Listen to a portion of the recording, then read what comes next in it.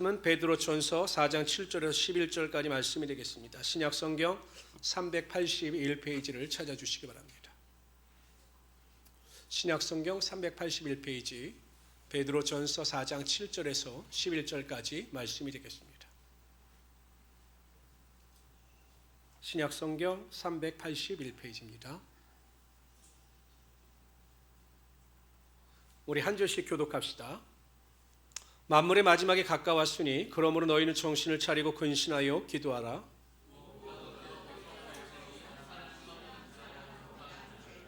서로 대접하기를 원망 없이 하고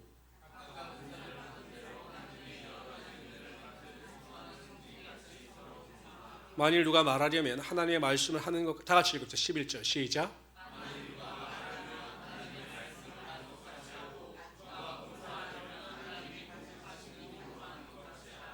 이는 범사에 그에게 아멘. 저는 오늘 드린 말씀을 가지고 정신을 차리고 그 두 번째 이야기를 말씀해 드리도록 하겠습니다. 우리가 지난 시간에 살펴본 것처럼 베드로전서는 사도 베드로가 소아시아에 있는 본도, 갈라디아, 또 갑바도기 아시아, 비두니아에 흩어져 있는 성도들을 향하여 쓴 편지입니다. 원래 주제는 고난과 핍박을 당하고 있는 성도들을 위로하고 격려하기 위해 쓴 편지죠. 그러나 위로하고 격려에 머문 것이 아닙니다. 베드로 사도는 강력하게 마지막 때에 만물이 가까웠으니 정신을 차리고 믿음 안에서 올바른 길을 걸어갈 것에 대하여 강조하고 있습니다. 그와 관련해 우리 지난 시간에 사도 베드로가 정신을 차리고 근신하여 맑은 정신을 가지고 하나님 앞에 기도해야 할 것에 대하여 강조한 사실을 살펴보았습니다. 성도의 삶에 기도하는 것보다 중요한 것은 없습니다. 어찌하든지 성도는 기도해야 영원히 살아날 수 있는 것이고 기도해야 이 세상을 믿음으로 이기며 살아갈 수 있게 되는 것입니다. 그래서 사도 베드로가 어찌하든지 믿음으로 정신을 차리고 기도해야 할 것에 대하여 강조하였습니다. 오늘은 이어서 사도 베드로가 정신을 차리고 이 마지막 때에 성도들이 취해야 될 올바른 믿음의 자세가 무엇인지에 대하여 강조하고 있습니다. 첫 번째로요, 오늘 본문에 보면 정신을 차리고 뜨겁게 서로 사랑하라고 하였습니다. 사도 베드로가 영적 생활에 있어 기도 다음으로 강조한 것은 사랑입니다. 사랑. 그러니까 서로 사랑해야 한다는 것을 강조한 거죠. 왜 그랬을까? 왜 사도 베드로가 사랑을 강조했을까? 많고 많은 영적 생활이 있는데 왜 사랑을 강조했을까? 아마도 그때도 예수님께서 말씀하시던 이웃을 내 몸과 같이 사랑하고 하나님을 사랑하는 믿음의 열정이 식어졌던 것으로 보입니다. 그래서 사랑을 강조했던 것입니다. 그러나 한편으로는 마지막 때에 사랑이 식어질 것에 대하여 사도 베드로도 알았던 것으로 보입니다. 우리 다 같이 한번 읽어봅시다. 다 같이 읽어봅시다. 시작. 이 마태복음 24장은 말시에 일어날 하나님의 말시에 일어날 현상에 대해서 기록하고 있는 겁니다. 근데 여러분 마지막 때 불법이 성하고 사랑이 식어진다는 거죠. 요즘 우리가 살아가고 있는 시대가 사랑이 식어진 시대입니다. 예전에는 부모가 자식을 버린다는 것은 상상조차 할 수 없었던 시대가 있었습니다. 인면수심이라는 말이 있습니다. 인면수심. 인간의 탈을 쓰고 짐승과 같은 마음을 가지고 살아가는 사람을, 악한 사람을 이야기할 때 인면수심이라고 하는 말을 합니다. 근데 여러분 요즘에 보면 사람이 짐승보다 나은 게 없어요. 짐승들은요 절대 자기 새끼를 버리지 않습니다. 목숨을 지켜가면서 자기 새끼를 보호합니다. 이것이 본성입니다. 근데 요즘 여러분 보면 얼마나 많은 부모들이 자식들을 버립니까? 자식들을 유기합니까? 과거에는 상상할 수 없었던 그러한 이들이 요즘에는 비일비재하게 일어났는데 그게 당연하다라는 것입니다. 마지막 때가 되면 사랑이 식어질 것에 대하여 말씀하셨습니다. 그래서 사도 베드로가 뜨겁게 사랑할 것에 대해서 강조합니다. 그러면서 사랑이란 무엇인가, 뜨겁게 사랑하는 것이 무엇인가에 대하여 말씀하고 있습니다. 오늘 본문에 보면 허물을 덮어주는 것이 뜨겁게 사랑하는 것이다 라고 강조하고 있습니다. 간음을 하다가 한 여인이 현장에서 붙잡혔습니다. 보통 모세의 율법에 의하면 간음을 하다 현장에서 붙잡히면 돌로 심판하게 되어 있었습니다. 그런데 이상하게 이 바리새인과 서기관들은 예수님을 시험하기 위하여 이 간음한 여인을 그 자리에서 심판하지 않고 예수님께 끌고 옵니다. 그 여인을 보니까 막 머리는 엉클어져 있고 사람들에게 이리 끌리고 저리 끌려서 옷도 반쯤 찢겨져 있었습니다. 그냥 길바닥에 내동쟁이 쳐 있던 거죠. 사람들은 의기양양하면서 예수님을 향하여 묻습니다. 이 여인은 어떻게 할까요? 모세의 율법에 의하면 간음하다 현장에서 잡힌 여인은 돌로 칠하였는데 예수님 당신은 이 여인을 어떻게 처리하는 것이 올바른 방법이라고 생각하십니까? 라고 묻습니다. 예수님을 시험하기 위해서 그렇게 하는 거죠. 예수님께서 돌로 칠하면 예수님은 사랑이 없는 사람이다 라고 이야기할 것이고, 그 여인을 살려두라 하면 모세의 율법을 어긴 자라고 예수님을 비난할 것이 뻔한 일이었습니다. 근데 여러분, 예수님은 어찌하든 이 여인을 살리고 싶으셨어요. 이 여인이 너무 불쌍했기 때문에 이 여인을 살리시고 싶으셨습니다. 그래서 허리를 엎드려서 손으로 길바닥에 무엇인가 쓰시기 시작합니다. 그리고 나서 많은 사람들에게 이야기합니다. 너희 중에 죄 없는 자가 먼저 돌로 치라. 그랬더니 그곳에 모여있던 모든 사람들은 자신의 모습이 벌거벗겨진 것처럼 느꼈는지 한 사람씩 두 사람씩 그 자리를 떠나가고 말았습니다. 이 여인은 예수님 앞에서 얼굴조차 들지 못했습니다. 많은 사람들이 떠나간 것조차 느끼지 못했습니다. 예수님께서 여쭙니다. 사람들이 다 어디 갔느냐? 여인이 돌아보니까 아무 사람도 없는 거예요. 그럼 예수님은 충분히 그 여인의 허물에 대해서 지적하실 수 있죠. 왜 그렇게 간음하는 죄를 범했느냐라고 물으실 수도 있었을 것입니다. 그런데 예수님은요, 전혀 그 여인의 죄에 대해서 허물을 드러내지 않으십니다. 입 밖에조차 그 여인의 허물에 대해서 말씀하지 않으셔요. 그리고 말씀하십니다. 나도 너를 정죄하지 않는다. 나도 너를 비판하지 않는다. 그런데 내가 한 가지 부탁이 있는데 다시 돌아가서 더 이상 죄를 범하지 말아라 라고 간곡히 부탁하십니다. 여러분 어떻습니까? 이 간음한 여인이 누구일까요? 이 간음한 여인이 누구라고 생각하십니까? 여러분들입니다. 여러분들. 뭘 뻔뻔하게 저를 쳐다보십니까? 저와 여러분이에요. 우리는 죄와 허물로 죽을 수밖에 없었던 그러한 연약한 존재였습니다. 믿으십니까? 믿으셔요? 이걸 믿지 않으면 여러분 신앙이 교만해질 수밖에 없는 거예요. 우리는 죄와 허물로 영원히 죽을 수밖에 없었던 존재입니다. 예수님께서 우리의 죄와 허물을 덮어주시지 않으셨다면 우리는 결국 구원받을 수 없었습니다. 여러분의 노력이나 수고나 예수님을 위한 헌신이나 하나님을 위한 헌신 따위로 여러분들이 구원을 받은 것이 아닙니다. 여러분들의 그 하찮은 공로나 수고는 여러분의 구원의 완성을 이루지 못합니다. 그런데 예수님께서, 하나님께서 우리의 죄를 죄 없다라고 멸하신 거죠. 왜요? 예수님께서 십자가 보혈의 은혜와 능력으로 우리의 죄와 허물을 다 덮으셨기 때문입니다. 그렇다면 여러분, 우리가 예수님 앞에서 무엇을 자랑할 것이 있겠습니까? 에베소서 2장에 보면, 에베소서 2장 9절에 보면 우리의 구원이 행위에서 나는 것이 아니니 이는 누구든지 자랑하지 못하게 함이라 라고 분명히 말씀하셨습니다. 우리의 구원에 대해서 우리는 자랑할 것이 없습니다. 우리의 신분에 대해서 우리가 자랑할 것이 없어요. 우리가 우리의 신분에 대하여 구원에 대하여 자랑할 것이 없다면 우리는 다른 사람을 판단할 수 있는 자격이 없다라는 거죠. 어떻게 죄인이 죄인을 판단합니까? 죄인이 죄인을 정죄합니까? 이것은 어불성설입니다. 말이 되지 않는 것입니다. 오히려 예수님께서는 다른 사람을 판단하고 정죄하는 사람에 대하여 이렇게 말씀하십니다. 어찌하여 현재의 눈 속에 있는 티는 보고 내 눈 속에 있는 들보는 깨닫지 못하느냐. 자기 눈에 들보가 있어요. 엄청난 큰 들보가 있습니다. 약점이 있고 허물이 있어요. 근데 자신은 그걸 못 봅니다. 그리고 다른 사람의 조그마한 허물을 보고 그 사람을 비판하고 정죄합니다.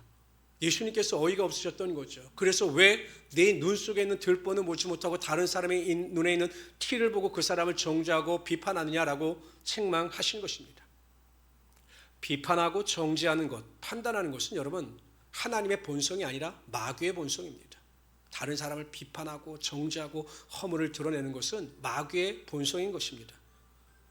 궁일이 여겨서 그 사람의 약점과 허물을 덮어주는 것은 예수 그리스도의 본성인 것입니다. 그런데 우리는요, 예수를 믿고 구원을 받아 하나님의 자녀가 되었다라고 하는 성도들조차도요, 정신을 차리지 못하고 마귀의 본성을 쫓아 다른 사람의 허물을 드러내고 비판하고 정죄하면서 살아가면서 내가 예수님의 제자로 예수님을 섬기며 살아간다라고 착각하는 경우가 많이 있습니다. 왜 그럴까? 정신을 차리지 못하기 때문입니다. 내가 항상 다른 사람을 비판하고 정죄하고 허물을 드러내고 살아갑니다. 이건 마귀의 본성입니다. 마귀입니다. 마귀가 하는 짓이에요.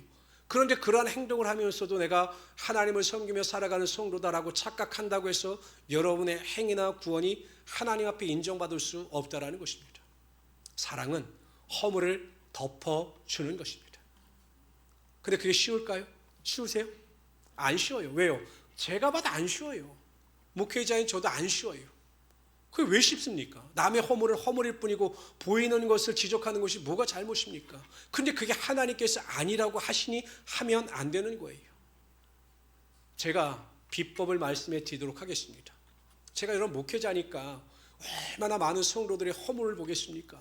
본인들은 아니라고 해도 뭐 저도 부족하지만 얼마나 많은 성도들의 허물이 보이겠습니까? 그거 다 보고 판단하고 그것 때문에 신경 쓰면 목회 못하겠죠. 제가 목회를 하면서 깨달은 비법이 하나 있습니다. 그 비법이 무엇이냐? 첫째, 남의 허물을 보았을 때 절대 그 허물을 내 스스로 내 자신의 독백이라도 입 밖으로 내지 마십시오. 예를 들어 내가 어느 집사님의 허물을 봤습니다. 그럼 무의식 중에 집사님 왜 저래? 왜 저건 하지 말아야지 왜 저렇게 행동해? 라고 생각이 들어요. 그것을 아예 입 밖에조차 내지 말라라는 겁니다. 그러한 허물을 보았으면 생각이 들었으면 말로 표현하지 말고 오히려 그분의 좋은 점을 생각하고 입술로는 좋은 점을 표현하는 겁니다. 아이고 집사님이 그런 어려움이 있고 그런 결점이 있지만 아이고 집사님 이런 좋은 점도 있고 이렇게 선하게 살아가시니 얼마나 하나님께서 축복하셨어 라고 말을 바꾸면 우리의 생각이 바뀌게 되고 그분의 허물이 아니라 그분의 장점을 볼 수 있게 되는 것입니다. 그리고 우리 너무나 쉽게 누군가의 허물을 바라보면 바로 입 밖으로 내버립니다. 아이고 왜 저래? 왜 저렇게 행동하지? 왜 우리 집사님, 우리 안수 집사님, 우리 장로님 왜 저렇게 말을 하지? 바로 내 입 밖으로 내는 순간 그것이 내 의식을 사로잡게 되고 그것이 고정화되는 것이에요. 그렇기 때문에 다른 사람의 허물을 봤다? 첫 번째, 절대 입 밖에 내지 마십시오. 절대 아예 내 스스로도 말하지 마십시오. 다른 사람에게는 아예 말을 하지 마십시오. 그리고 어찌하든지 간에 그 사람의 좋은 면을 볼 수 있도록 하나님 저에게 은혜를 베푸시고 긍정적인 면을 바라볼 수 있도록 허락하여 주십시오 라고 기도하면 하나님께서 그 영혼을 사랑하게 하여 주시고 그래서 그분의 허물조차도 받아들이시는 하나님의 은혜가 임하게 하여 주시는 것입니다.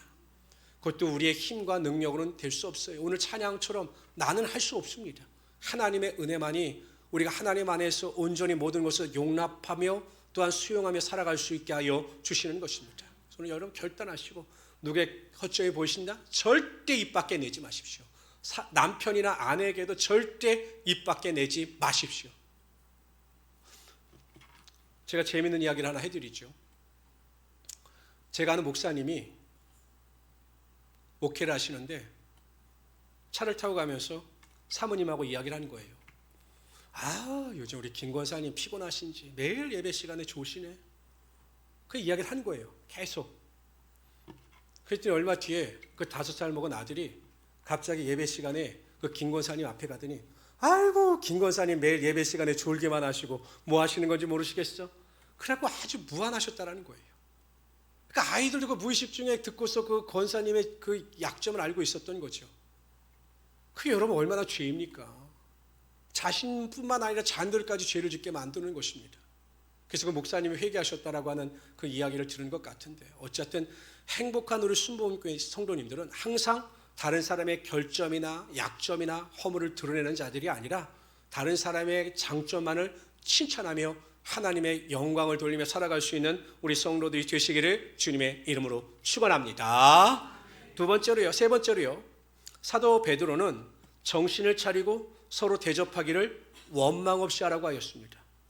대접하는 것을 원망 없이 하라. 그 당시엔 관습이 무엇이냐면 순회 전도자들 있죠. 복음을 증거하며 다니는 그 전도자들을 집에 초대하여 그들의 의식주를 해결해 주는 관습이 있었습니다. 전통이 있었습니다. 그런데 이상하게요. 하는 사람만 하는 거예요. 그러니까 하는 사람이 일이 쌓이게 되면 대접하는 것도 원망이 생기게 되어 있지요. 아마 사도 베드로가 그것을 알고 다른 사람을 대접하는 일에 있어서 그 사람에 대하여 원망 없이 서로 대접하라 이렇게 말씀하고 있는 것입니다. 대접을 잘하는 것은 큰 축복입니다. 누구나가 다른 사람을 대접할 수 있고 섬길 수 있는 것은 아니에요. 여러분, 대접하지 않고 섬기지 않는 사람보다 대접하는 사람이 훨씬 더 훌륭하고 성숙한 믿음을 가진 성도지요. 근데 왜 원망할까? 왜 대접을 하면서 왜 원망할까? 그 이유는 한 가지입니다. 사람에게는 보상 심리가 있어요. 내가 이만큼 베풀었으면 이만큼 받아야 하는 보상 심리가 없어요. 그것이 없다고는 말할 수 없죠, 여러분. 다 있어요, 보상 심리가. 제가 이렇게 좀 많이 이렇게 베푸는 편입니다. 그러니까 남의 경조사도 많이 챙기고 그런 편이에요. 근데 한 동기 목사, 저랑 이제 동기인데 그 사람 엄청 챙겼습니다. 제가 결혼식도 가고 다 챙겼어요. 근데 이 동기는 저에게 고맙다는 말을 한 번도 안 해요. 그리고 받는 것을 너무나 당연하게 생각해요. 제가 궁금했어요. 한번 뇌 구조를 한번 봤으면 좋겠다. 그래도 제가 그냥 베풀었죠. 근데 더 화가 나는 것은 제 경구사 때는 코빼기도 안 보여요. 연락도 없어요. 그러니까 제 기분이 어떨까요? 좋을까요? 나쁠까요? 좋아요. 그래도 좋아요. 나쁘죠. 그래서 제가 결심했습니다. 과연 어디까지 참아야 하냐. 근데 하나님께서 그런 마음을 또 주셔요. 내가 그런 마음을 먹었는지 몰라. 하지 마라. 네가 안 하면 기대도 안 하잖아. 뭘 그렇게 다른 사람들에게 신경 쓰고 다른 사람에게 하지 마. 이런 마음도 주시는데 제가 안 해놓고도 편하지 않는 거예요. 안 하니까 편하니까, 기대 안 하니까 편할 줄 알았는데 내가 해야 할 도리를 하지 않으니까 또 제가 불편한 겁니다.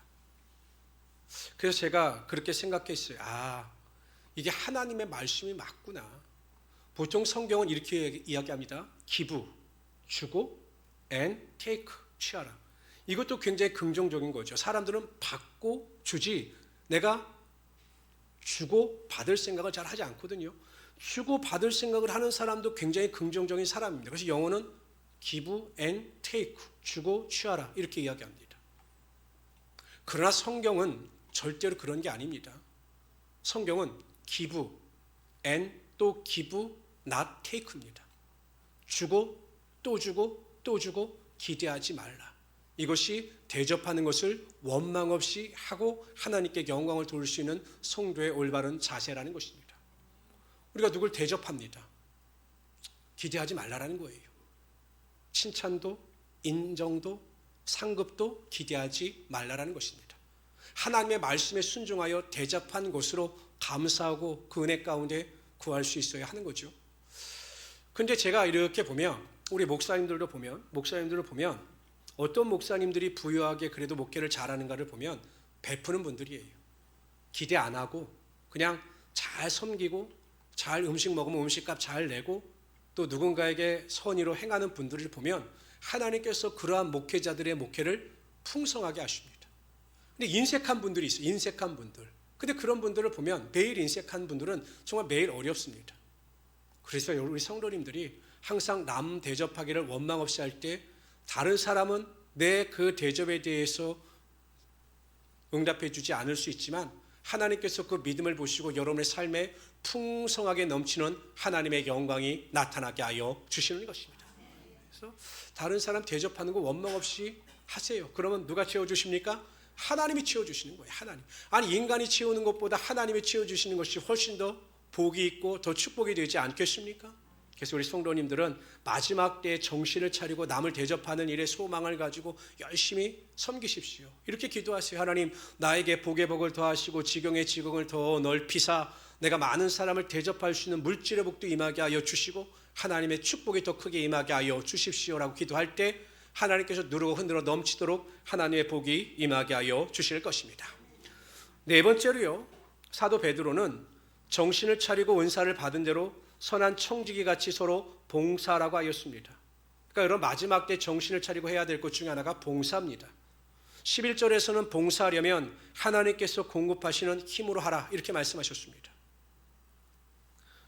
우리가 예배가 끝나고 이제 만나실에서 맛있는 음식의 교제를 나눌 수 있는 것도 여러분, 그 만나실에서 봉사하시는 분들이 있기 때문에 우리가 그 맛있는 음식을 제공받을 수 있는 겁니다.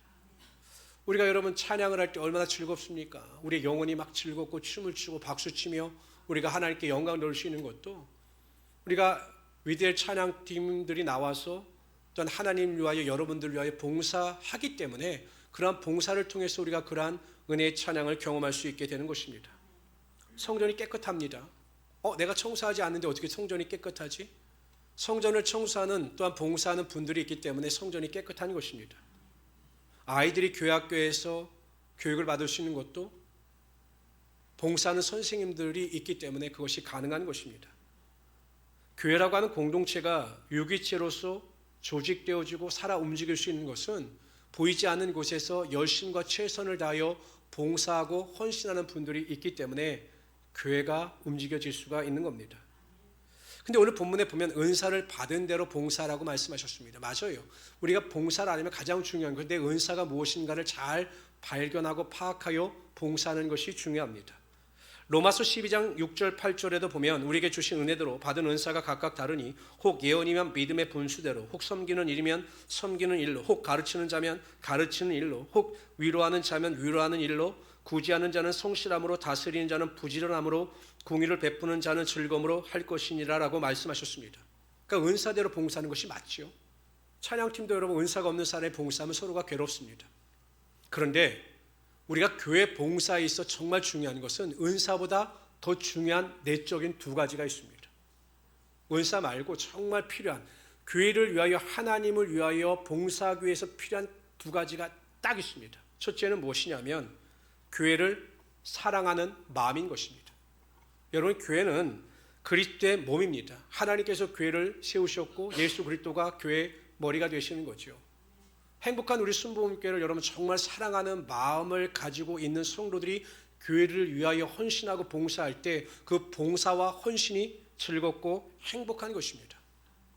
제 사촌 누님이 외손녀를 키우시는데 제가 보기엔 너무 힘들어요. 매일 그 초등학교 가는 아이 머리 따주고 뭐 하는 게 너무 번거롭고 힘들어 보이는데 본인은 정작 행복하다는 겁니다. 왜? 사랑하는 소녀이기 때문에. 소녀를 기쁘게 꾸며서 학교에 보내주는 것을 보면 정말로 행복하다라는 것입니다. 마찬가지겠죠. 우리 성도님들 한 사람 한 사람이, 우리 교회 참석하는 우리 성도들 한 사람 한 사람이 행복한 우리 순복음교회를 자신의 몸처럼 뜨겁게 사랑하고 그 사랑하는 마음을 가지고 교회를 위하여 봉사할 때 항상 그 봉사가 즐겁고 행복된 것입니다. 근데 여러분, 교회를 사랑하는 마음이 전혀 없어요. 그러면 이 교회 봉사가 노동이 되는 것이죠. 저는 가끔 보지 않는 것 같지만 봅니다. 저는 언제가 제일 재미있냐면 우리 젊은 남성 팀들이 설거지할 때입니다. 뭐 집에서도 잘 하지 않는 것, 교회 나와서 봉사하는 것 보면 막 몸에 물을 묻혀가는 것 가면서 봉사하는 것 보면 참 재미있습니다. 좀 모자라 보이기도 하고 참 재미있어요. 근데 그 사람들의 표정을 보면 너무 행복해 보입니다. 짜증이나 뭐 찡그린 표정이 아니라 막 즐거운 모습으로 설거지를 하는 남성들을 보면 정말 교회를 사랑하는 마음을 가지고 저들이 정성을 다하여 봉사하고 있구나라는 것을 저는 스스로 느끼게 되는 것입니다. 그러니까 교회를 사랑하는 마음이 없으면 절대 봉사의 기쁨과 즐거움이 없게 되는 것이죠. 행복한 우리 순복음교회 성도님들이 교회의 선수들이 되시기를 바랍니다. 교회 관중이 많으면 교회가 아름다운 방향으로 나아갈 수가 없습니다. 하나님을 사랑하고 예수님을 사랑하고 또 이웃을 사랑하고 또 교회를 사랑할 수 있는, 교회를 내 몸처럼, 행복한 우리 순복음교회를 내 몸처럼 사랑할 수 있는 성도들이 많을 때, 그래서 그 사랑하는 마음을 가지고 봉사의 대열에 동참할 때 교회가 더욱 하나님의 은혜 가운데 성장해 나갈 수 있게 되는 것입니다. 두 번째, 봉사하기 위해서는요, 희생하는 마음이 있어야 하는 것입니다. 희생하는 마음이 있는 성도들은 남이 하지 않는 일을 합니다. 남이 보지 못하는 것을 보면서 일을 합니다. 그러나 그 희생 가운데서도 절망하고 탄식하는 것이 아니라 즐거운 마음으로 일을 행하며 나가게 되어 있는 것입니다. 마르다가 예수님을 자신의 집에 모셨습니다. 너무 기쁜 나머지 마르다는 음식을 잘하는 여인이었던 것처럼 보여요. 그래서 막 음식을 준비합니다. 막 사람들이 많으니까 동분서주하죠. 그런데 살펴보니까 자신의 동생 마리아가 없는 겁니다. 아니, 바쁜 와중에 얘가 어디 갔지? 라고 막 눈에 불을 켜고 찾아보니까 마리아가 어디 있느냐? 예수님께서 말씀 전하시는 그 앞에서 턱을 괴고 그 말씀을 듣고 있는 거예요. 순간 눈에 불이 번쩍했습니다. 그러니까 여러분, 마르다가 보통 여인이 아닙니다. 우리 같으면 여러분 어떻게 하겠습니까? 사람을 보내서 조용하게, 야 마리아, 이리 나와, 이리 나와, 이렇게 할 텐데 마르다는요, 얼마나 성격이 걸걸한 여자인지 예수님께 따지듯이 묻습니다. 아니 예수님, 내가 이렇게 고생하는 게 보이지 않으십니까? 아니 근데 내 동생 마리아는 저렇게 예수님 말씀만 듣고 편하게 앉아 있습니다. 우리 마리아를 명해서 언니를 도우라고 좀 말씀 좀 해주십시오라고 예수님께 당돌하게 이야기를 합니다. 그럼 예수님께서 그래 알았어, 내가 네 수고를 알았어, 걱정하지 마. 야 마리아 가서 도와줘, 이렇게 말씀하지 않으셨어요. 마르다야, 마리아는 자기 좋은 것을 취했다라고 말씀하셔요. 오히려 마르다가 책망의 옷으로 예수님의 말을 들었습니다. 왜 마르다가 이렇게 행동했을까? 즐거운 마음으로 봉사하고 헌신한 것이 아니라 왜 나만 희생하지? 왜 나만 고생하지? 마리아는 저렇게 편하게 앉아있는데 왜 나만 이렇게 힘들게 일을 하지? 라고 하는 생각이 드니까 원망과 불평이 나온 것입니다. 성도 여러분, 내가 하는 모든 일이 왜 나만 하지? 나만 힘들지? 나만 고생해야 되지? 나만 준비해야 되지? 왜 나만 살아야 되지? 라고 하는 생각을 가지게 되면 희생의 마음이 없고 자꾸 내 공로를 내세우려고 하다 보면 봉사가 힘들고 어려워지는 것입니다. 그리고 우리는 항상 즐거운 마음으로 희생해야 합니다. 그러면 그 희생에 대하여 하나님께서 채워주시고 우리 마음 가운데 희생조차 하나님의 기쁨으로 바뀌는 하나님의 영광이 나타나게 하여 주시는 것입니다. 행복한 우리 순복음교회 성도님들은 희생을 희생으로 생각하지 말고 희생을 사랑의 헌신으로 생각하셔서 봉사하는 일에 기쁜 마음으로 최선을 다하며 살아갈 수 있는 우리 성도들이 되시기를 주님의 이름으로 축원합니다. 다섯 번째로요, 사도 베드로는 정신을 차리고 말하려면 하나님의 말씀을 하는 것 같이 하라고 하였습니다. 말을 하려면 하나님의 말씀을 하는 것 같이 하라. 근데 여기에서 하나님의 말씀의 헬라어 원어가 로기아입니다. 근데 이것은 신탁이에요. 하나님의 말씀을 하는 것 같이 하라는 것은 하나님의 신탁을 받아서 말하라는 것입니다. 네 생각대로 네 감정대로 말하지 말고 하나님께서 너에게 말하신 것만 말하라. 이것이 로기아라고 하는 헬라어의 원어의 의미인 것입니다. 여러분, 청와대 대변인이 대통령의 이야기를 브리핑할 때 자신의 생각을 말하지 않아요. 자신의 감정을 말하지 않습니다. 생각나는 대로 행동하지 않아요. 항상 종이에 그 메시지를 적어 가지고 와서 그대로 읽고 나서 마지막에 일하죠. 대통령께서 이렇게 말씀하셨습니다. 이것이 신학적인 용어로 말하면 신탁입니다. 구약시대에 보면 모든 선지자들은 하나님께서 알려주신 것만 전해야 됐어요. 아무리 고난의 메시지라 해도 하나님께서 알려주시면 신탁을 통하여 전해야 됐습니다. 그런데 오늘 사도 베드로가 그렇게 이야기하는 것입니다. 무슨 말을 하려고 할 때 내가 생각하는 거, 내 감정대로, 내 좋은 대로 말하지 말고 하나님께서 내게 알려주신 것만 말해야 돼 라고 강조하고 있는 거죠. 이것이 무슨 의미일까? 이 다양화된 이 세상을 살아갈 때 믿는 성도들에게 어떻게 적용해야 할까? 이 말씀은요, 항상 성경관을 가지고 하나님의 말씀에 대한 성경관을 가지고 성경이 말씀하시는 대로 우리가 하나님의 말씀을 전해야 한다는 것입니다. 성도는 항상 믿음의 말을 해야 합니다. 믿음의 말. 여러분, 우리는 보이는 것을 믿는 성도들이 아닙니다. 우리는 보이는 것을 믿는 성도들이 아니에요. 현상을 믿는 성도들이 아닙니다. 우리는 보이지 않는 하나님의 손길과 보이지 않는 하나님의 능력, 보이지 않는 하나님의 일하심을 믿는 자들이 바로 우리인 것입니다. 그렇다면 여러분, 당장 보이지 않는 것도 보이는 것처럼 입술로 고백하고 시인하며 나갈 때 하나님께서 그 우리의 믿음의 고백대로 역사하신 하나님의 은혜가 넘쳐나게 하여 주시는 거죠. 딴 사람들이 보면 뜬구름 잡는 이야기 같겠죠. 아니, 현실은 이렇게 어려운데 무슨 그렇게 말도 안 되는 소리 하십니까? 그러나 우리는 보이지 않는 하나님의 세계를 보는 믿음의 눈으로 말할 수 있어야 되고 그 말할 수 있는 믿음의 능력을 믿어야 한다는 것입니다. 두 번째, 감사의 말을 해야 합니다. 에베소서 5장 4절에 보면 누추함과 어리석은 말이나 희롱의 말이 마땅치 아니하니 오히려 감사하는 말을 하라, 이렇게 말씀하고 있습니다. 말은 우리의 의지에 달려 있어요. 여러분, 말은 절제하지 못하는 것이 아닙니다. 말은 훈련하면 훈련할수록 우리가 할 수가 있어요. 그렇잖아요. 여러분, 제가 아까 말하지 말라라고 그 다른 사람의 그 결점을 말하지 말라라고 할 때도요, 절제할 수가 있어요. 우리가 이렇게 환경이 어렵습니다. 하는 일마다 안 돼요. 인생은 매일 마이너스예요. 그럼 우리 입술에서 순간적으로 습관을 쫓아 나오는 것이 원망, 불평, 짜증의 말입니다. 그럴 때 우리가 의지를 발동해서 그 말을 하지 말아야 합니다. 오히려 감사의 말을 해야 하는 것입니다. 하나님, 제 환경이 이래도, 제가 병으로 인해서 고통을 당해도, 여전히 내 삶의 환경의 문이 열어지지 않아도 하나님께서 행하실 것을 믿고 저는 감사합니다라고 하는 말을 자꾸 선포할 때 하나님께서 그 믿음대로 되는 역사가 나타나게 하여 주시는 거죠. 근데 성도도 자꾸 짜증의 말을 합니다. 맨날 안 된다는 말을 합니다. 그러면 안 되는 거예요. 그래서 감사하는 말. 그럼에도 불구하고 남편에게도 여보 잘 될 거야. 하나님께서 우리에게 감사의 마음을 주셨으니 그 감사한 대로 될 거야 라고 서로 격려하고 선포하면서 나아갈 때 우리가 그 감사의 말을 통해서 하나님의 임재와 능력이 나타나게 하여 주시는 것입니다. 세 번째로요, 성도들은요 어떤 말을 많이 해야 되냐? 서로 축복의 말을 많이 해야 합니다. 로마서 12장 14절에 보면 너희를 박해하는 자를 축복하라, 축복하고 저주하지 말라. 아니, 우리를 핍박하고 박해하는 자들조차 축복하라, 이렇게 하나님께서 말씀하셨습니다. 부모 자식 간에 또한 부부 간에 축복의 말을 선포하고 축복의 말을 우리가 전할 때 그 축복의 말을 통해서 하나님의 축복과 권세와 능력이 반드시 나타나게 하여 주시는 거죠. 남편이 출근합니다. 남편이 출근할 때 아내가 맨날 잠만 주무시지 마시고 자면서 갔다 와 이러지 마시고 남편을 위해서 축복하시는 겁니다. 여보, 오늘도 당신의 지경이 넓어지고 당신이 하는 일마다 잘 되고 당신을 통해서 하나님의 축복의 기름이 흘러 넘칠 거야 라고 축복하면 그 축복대로 되는 역사가 나타나게 하여 주시는 거죠. 자녀들도 마찬가지입니다.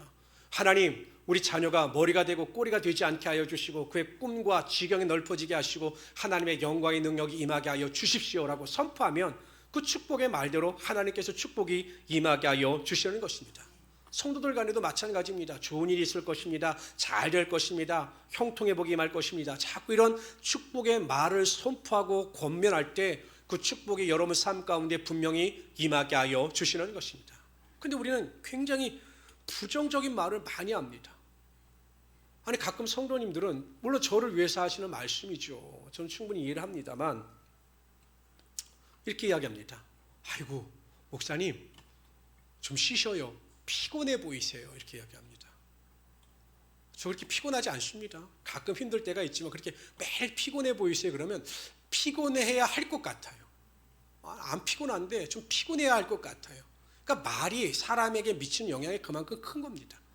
항상 그래서 우리 긍정적인 말을 해야 되고 선포의 말을 해야 되는 거죠. 여러분 매일 부정적인 말을 한번 들어보세요. 영혼이 그냥 병들게 되어 있는 것입니다. 우리의 영혼이 썩게 되어 있는 것입니다. 그래서 우리 성도님들은 항상 하나님께서 말씀하시고 내게 전해 주신 대로 그 축복을 다른 사람들에게도 전하며 살아갈 수 있는 하나님의 귀한 성도들이 되시기를 주님의 이름으로 축원합니다. 가룟 유다와 베드로는 예수님을 배반했다라고 하는 사실에 따르면 동일한 죄를 범했습니다. 그리고 가룟 유다도 은 30에 예수님을 팔아 넘겼죠. 예수님을 배반했습니다. 물론 요한복음에 보면 마귀가 그 시몬의 아들 가룟 유다의 마음에 예수를 팔려는 생각을 넣었다라고 이야기합니다. 그러니까 마귀가 그의 마음을 사로잡고 있는데 가룟 유다는 정신을 차리고 그것을 깨닫지 못한 거예요. 내 안에 마귀가 있다는 생각을 깨닫지 못한 겁니다. 그래서 예수님을 배반하고 어떻게 합니까? 나중에 그래도 양심의 가책을 받아 그 돈을 돌려줍니다. 그리고 자살합니다. 정신을 차리지 못하니까 이렇게 잘못된 선택을 하는 겁니다. 만약에 그 당시에 가룟 유다가 정신을 똑바로 차리고 3년 반 동안 예수님을 쫓아다니면서 들었던 예수님의 가르침과 기적을 기억하고 그가 돌이켰더라면, 내가 다시 한번 예수님께 나아가고 싶다라고 하는 소망을 가지고 예수님 앞에 나갔더라면 아마 예수님께서는 충분히 그의 죄를 사하여 주셨을 것입니다. 그러나 베드로는 정신을 차립니다. 예수님께서 그에게 나타나셔서 네가 나를 사랑하느냐라고 물으실 때 내가 주님을 사랑하는 줄 주님께서 아십니다라고 3번씩 대답합니다. 정신을 차립니다. 오순절 마가의 다락방에 성령의 능력이 임하자 성령 충만함을 통하여 온전히 정신을 차린 베드로는 하나님께서 기뻐하시는 순교자의 길을 걸어가고 하나님께서 맡겨진 온전한 사명을 다 감당해 나갈 수 있었던 것입니다. 가룟 유다처럼 예수님을 쫓아다니지만 여전히 정신을 차리지 못하는 성도들이 무수히 많은 시대가 바로 이 시대입니다. 우린 잘 몰라요. 가룟 유다처럼 그냥 예수님 쫓아다니니까 내가 마치 예수님의 제자인 것처럼 예수님을 믿는 사람들처럼 착각할 수 있지만 결국 그 마음이 사단에게 사로잡혀 있을 수도 있다는 겁니다. 정신을 똑바로 차려야 합니다. 내가 정말로 제대로 믿고 있는지 항상 내 믿음을 점검해보고 점검해 볼 수 있어야 하는 것입니다. 그냥 적당히 믿기 때문에, 내가 적당히 교회 다니기 때문에, 적당히 예배 드리기 때문에 나는 구원을 받고 하나님의 자녀가 되었다라고 하는 그 잘못된 생각이나 믿음이 결국 우리의 영혼을 구원이 아닌 파멸로 몰아넣을 수도 있는 것입니다. 성도 여러분, 정말 마지막에 가까웠습니다. 정말 정신을 차려야 합니다. 모든 목사님들이 이구동성으로 하는 말씀이 그것입니다. 지금 예수님께서 오셔도 전혀 이상하지 않은 이 시대에 우리가 살고 있다라고 말씀하고 있습니다. 그뿐입니까? 언제 예수님께서 우리를 부르실지 몰라요. 30대, 40대 언제 우리를 부르실지 모릅니다.